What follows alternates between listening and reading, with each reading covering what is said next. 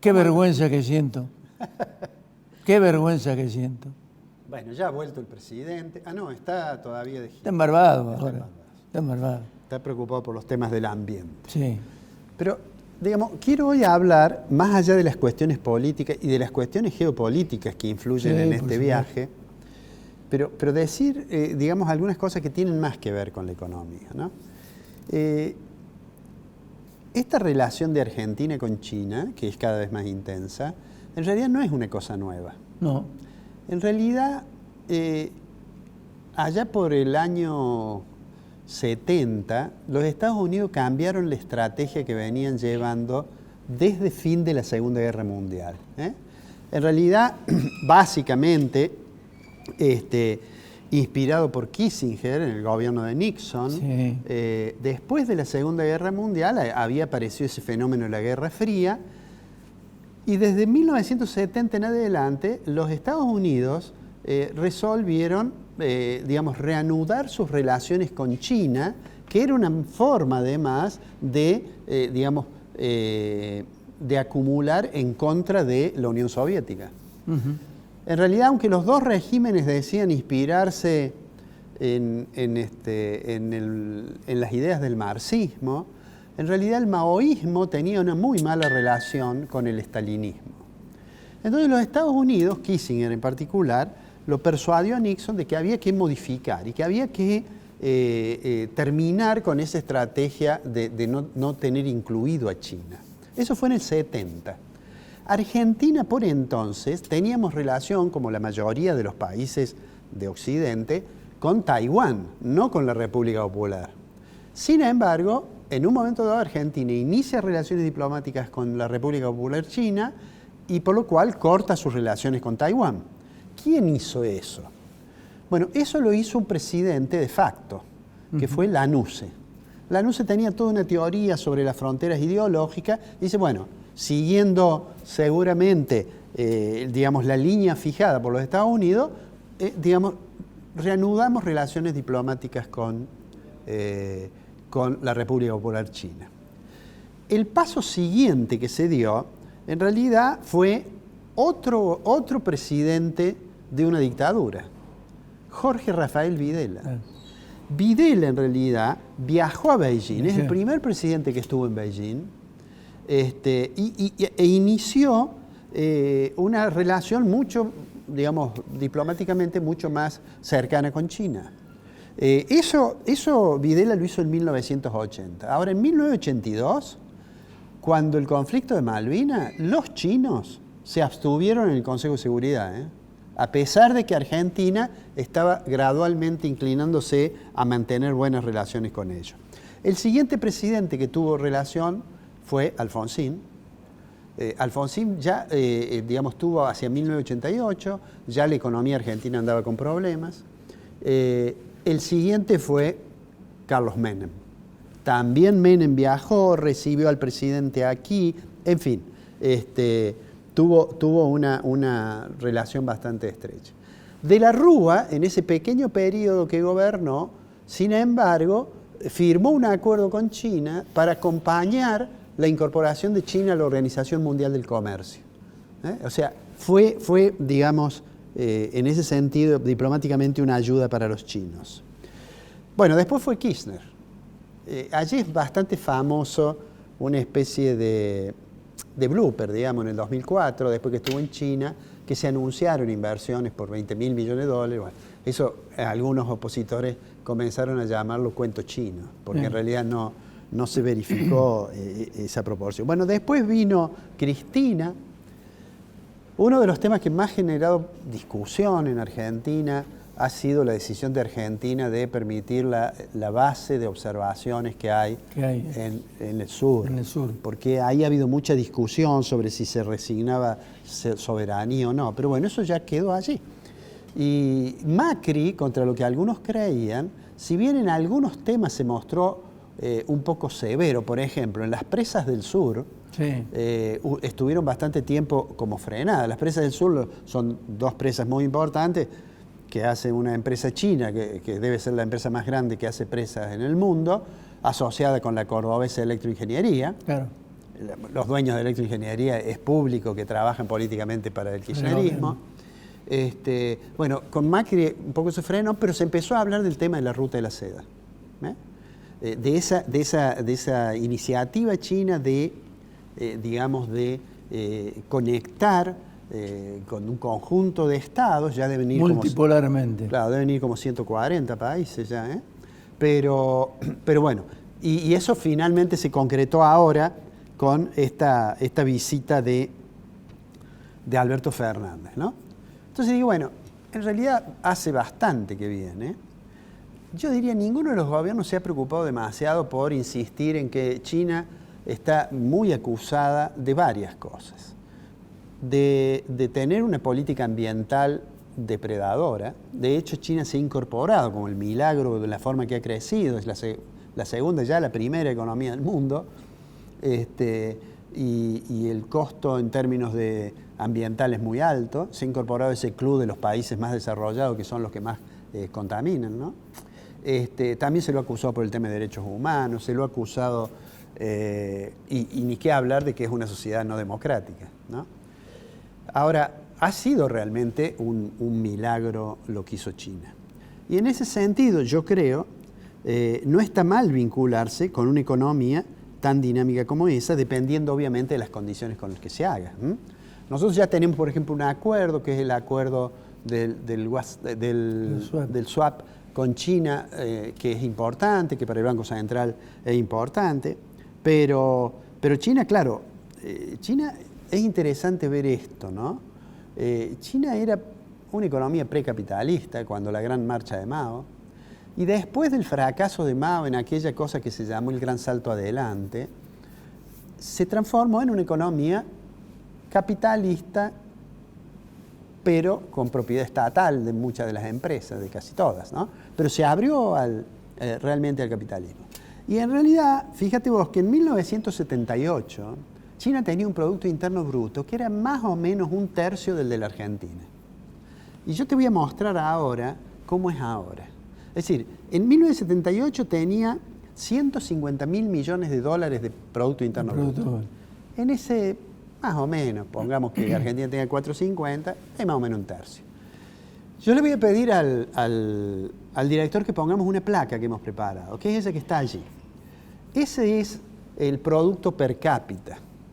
Fíjate vos, Argentina tiene 8.600 dólares anuales en 2020 y China ya tiene más, a pesar de la población de China. Digamos, el Producto Interno Bruto per cápita es el Producto Interno Bruto dividido la cantidad de habitantes, claro, ¿no? Y en la otra visita que hicimos, que yo diría, así como esta parece ser una potencia en ascenso, yo diría Rusia es una potencia, me parece, en declinación, más allá de los raptos zaristas que tiene su conductor, Putin, ¿no? Pero bueno, esa es la realidad hoy. Fíjate vos que China ya tiene más... Pero le voy a pedir que pongamos la otra, que esa nos va a impresionar, porque es el Producto Interno Bruto total, no dividido por los habitantes. Y fíjate que de los 150.000 millones que tenía, ahora tiene casi 15 billones, digamos, ¿no? Argentina está en 390. Argentina está más o menos igual, pongamos 400.000 millones. Y Rusia está en 1,5 billones, ¿no?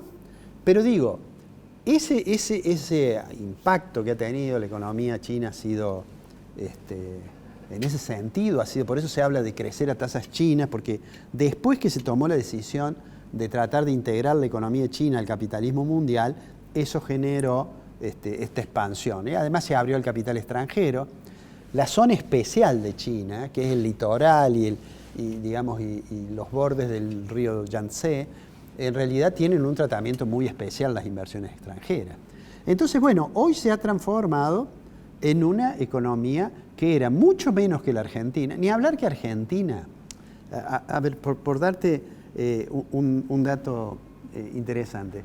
Antes de que comenzara la Primera Guerra Mundial, la del 14, el último año anterior, 1913, el Producto Interno Bruto de Argentina era igual al 50% del Producto Bruto Interno de toda América Latina, ¿no?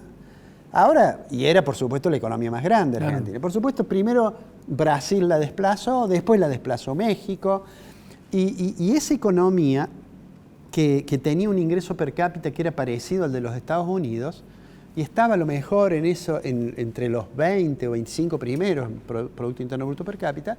Bueno, ahora está como en el 80. Es decir, el fracaso, en realidad el caso argentino es un caso de un fracaso digno de ser estudiado como se ha estudiado el milagro de Japón o como se ha estudiado y se está estudiando digamos, la evolución de la economía china. Argentina era uno de los mayores exportadores de cereales del mundo y además el producto, las exportaciones argentinas, el comercio internacional argentino era más o menos el 7% del comercio mundial. Hoy no llega, creo yo, al 1%. Entonces, digamos, a partir de esto yo digo, bueno, puede ser interesante esa vinculación.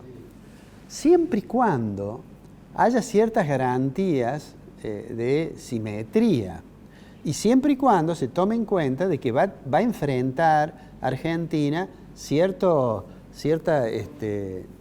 molestia de parte de otros países, por ejemplo de Estados Unidos o por ejemplo de Inglaterra. De hecho, en Estados Unidos ya se está discutiendo, los republicanos sobre todo, y se dice, bueno, Argentina ha firmado un acuerdo con el Partido Comunista Chino y es una amenaza. O sea, ahí hay un tema de geopolítica, ¿no es cierto?, que lo deberá administrar con cierto cuidado. Vamos a ver si esta vez se concretan algunas de las inversiones. De hecho, se han anunciado de nuevo muchas inversiones. Sí, 23.700 millones. Sí, pero hasta ahora, Ricardo... Siempre y cuando arregle con el fondo. Siempre y cuando arregle con el fondo. Bueno, eso es obvio. Pero fíjate vos que hasta ahora China, más que hacer inversiones directas, ha participado más que nada en financiamientos. Es decir, ¿cómo hace China? Dice, bueno, mire, yo le voy a dar un crédito para que usted haga tal vía de comunicación. Pero pone algunas condiciones. Y dice, bueno, las condiciones son de que lo haga una empresa china. Claro. Eso genera muchos inconvenientes. De hecho, hay varias denuncias, en particular en África, de acuerdos. China tiene mucha relación con una parte del continente africano. Y en realidad ha habido varias denuncias de que los acuerdos de los préstamos condicionados tienen cláusulas secretas, más allá de que en algunos casos ha habido escándalos de corrupción, pero como diciendo, bueno, condiciona demasiado China cuando te ayuda a financiar algo. Iremos viendo cómo sigue eso. Lo que está claro, y ahí sí hago como una nota al pie, por lo que vos decías que te sentís avergonzado, es que las declaraciones públicas del presidente a veces aparecen poco serias. Y eso no debería hacer de que no intentemos tener una buena relación con China, pero sería prudente que recordara el presidente aquella frase que le dio un asesor a su hijo, aquella frase que está en el Hamlet, que se iba a estudiar al continente, y le dijo, lo único que te puedo dar son consejos, y el consejo que te voy a dar es, darle tu opinión a todos, darle tu oído a todos, pero tu opinión a pocos. Es decir, escucha a todos, pero ten prudencia cuando hablas. Claro, en este caso, por ejemplo, es el único caso que un presidente de una nación se refiere taxativamente a las relaciones con otras naciones, con las cuales tiene un vínculo directo en este momento, y yo te diría que prácticamente exigible a la hora, digamos, de solucionar un problema que es vital e importante para la Argentina, como es el acuerdo con el Fondo Monetario. Sí, yo tengo la impresión que el jefe de gabinete, que se reunió inmediatamente con el embajador de los Estados Unidos en Buenos Aires, le debe haber dicho, bueno, no tome muy en cuenta esto, esto forma parte del discurso nada más. Y según algunas fuentes, dicen que Cafiero y Valdés le sugirieron de que no tocara ningún tema que estuviera vinculado con el tema de Estados Unidos.